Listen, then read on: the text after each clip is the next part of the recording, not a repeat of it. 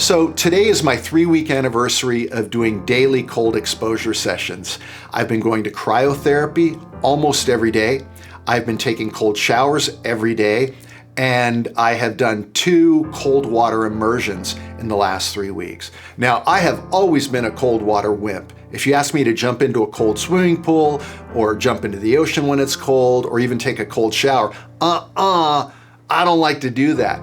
But I've seen a profound shift in the last 3 weeks to the point where I'm actually craving going into my cold exposure every day because of the effects it gives me when I'm done with that session. Let's talk about it.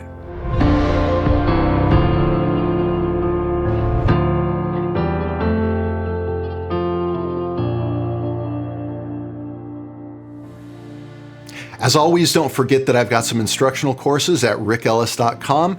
Check the description for a coupon code. I always have a coupon so you can get my stuff at a discount, and I appreciate all your support. So this idea of using a cold exposure for therapeutic reasons is something that has gained immense popularity in the last few years. It first came onto my radar many years ago watching UFC fighters jump into a cold plunge after training.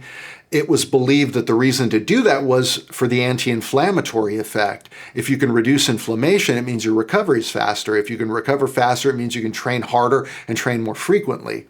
Well, since then, we've learned that there's a whole bunch of physiological benefits to cold exposure. It will stimulate protein synthesis, which is how muscles repair themselves. It'll give you a boost in your immune system.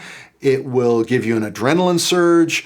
It will activate brown fat, which will increase your metabolism, which can help with weight loss. It'll give you a huge dopamine surge. And really, that's what has got me kind of addicted to doing this, because I can tell you subjectively that when I get done with a cold plunge or a cold exposure, for hours afterwards, I have an elevated mood. It's a mood booster. And, I'm someone that I'm not always in a great mood. Some days I wake up cranky or, I don't always feel 100%. But I can tell you that those moments of cold exposure definitely have a noticeable improvement in my mood. And I'm just really enjoying it. And it's strange to say it because, again, I'm someone that hated the cold. Yeah, let's talk about this a little bit. So the first time I got in the water, it was a cold plunge. You can watch it on this channel. It was a few weeks ago. I got together with Miles Lucas. Miles is a Wim Hof certified breath coach. He's kind of the American Wim Hof, and he is really into this whole world of cold exposure and so on.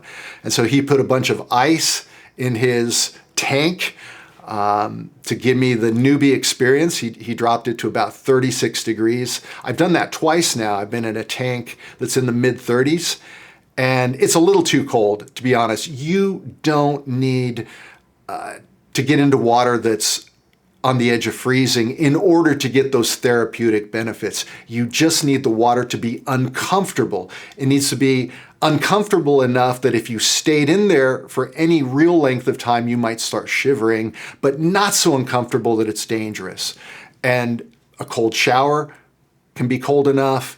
I mean, it doesn't have to be intensely cold water. And I found that my legs kind of spasm. When I get into 30-degree water, it actually makes my legs hurt really bad. And I think it's just the contraction of the nerves or the contraction of the muscle fibers trying to keep my core warm. And so I have this weird effect. Now, maybe I would get used to it or maybe I won't.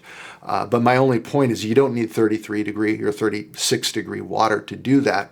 Now, after that first session I had with Miles, I came home and my girlfriend, she got me a membership at a cryotherapy facility that's not too far from my house. And so I can literally go every day into a cryo session. And so what does that look like? Well, I go into something that, it's basically a walk-in freezer.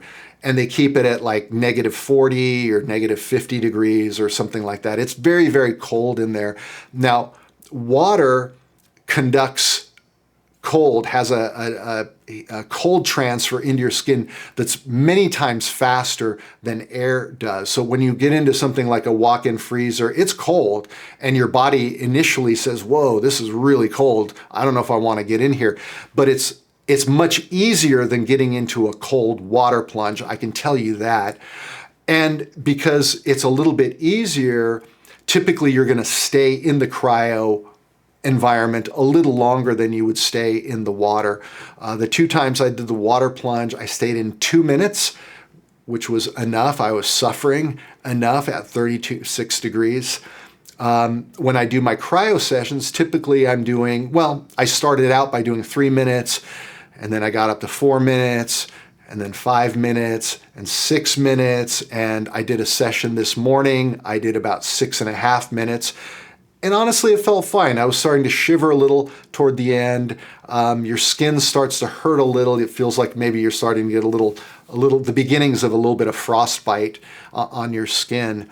I can take the infrared thermometer they have, and I'll test my skin temperature before and after, and my skin on my chest might be 86 degrees before I go in, and it's usually down in the 60s, maybe high 50s when I get done. So there's a 30-degree drop in skin temperature when I do it.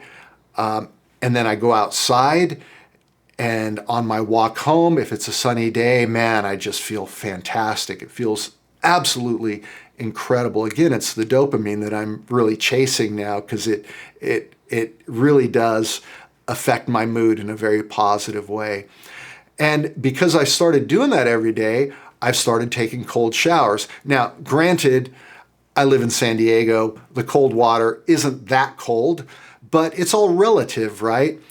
Typically, I will do the cold showers in the afternoons or the evenings after training. I'm doing something physical every day. Either I'm training jiu-jitsu or I'm doing some kind of workout.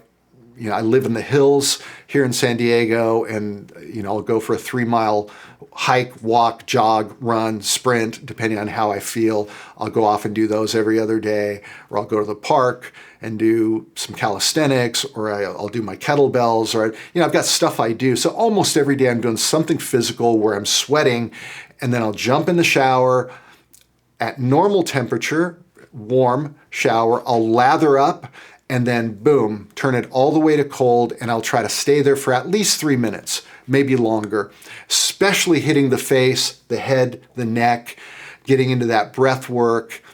And what I've discovered is the key to doing cold showers or cold immersion is not fighting against it. If you tense up and you think, oh, I'm just gonna gut this out, I'm just gonna will myself to do it, then it sucks. It's really hard. But if you relax, get into some breaths, get yourself in a serene place mentally. In fact, I'll tell myself, there is no cold, there is no hot. These are just sensations. I don't ascribe any value to that sensation as being either good or bad or warm or cold. It's just a sensation. So I'll get into my breath, I'll turn the water down, I'll go into it and just try to enjoy the experience. And it's a funny thing. I've had such a mentality shift doing that now that it's no big deal. It is honestly no big deal. And I wish that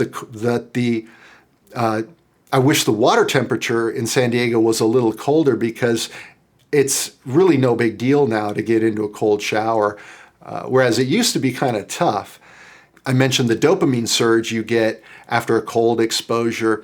I think the other benefit, in addition to all the physiological benefits I mentioned, is that it makes you a little tougher.